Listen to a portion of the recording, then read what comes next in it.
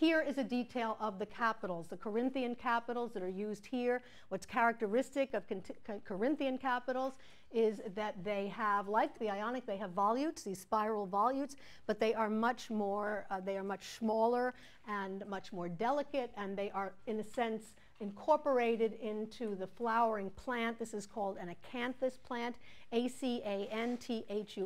Acanthus plants grow all over Italy. You see them everywhere.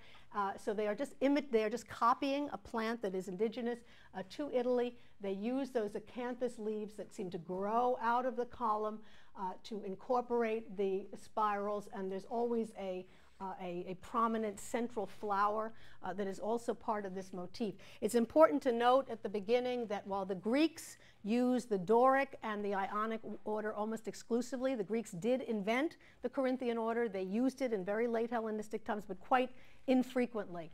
The Romans use all three, but we are going to see very quickly that they decide pretty early on that the Corinthian capital is their capital. And almost every building, we'll see some exceptions, but almost every building we'll see in the course of the semester uses the Corinthian capital. Why did they take to the Corinthian capital in particular? This is something we can think about in the course of the semester and debate. I think it has to do probably with two major reasons. One, it was particularly decorative, very highly decorative, more so than the others. But maybe even more important than that is the fact that the Corinthian capital, at least in my opinion, looks the best from the most vantage points, because it's pretty much the same all the way around. The Doric is pretty severe. The Ionic looks best from certain angles where you can really see the volutes well, less well from other angles.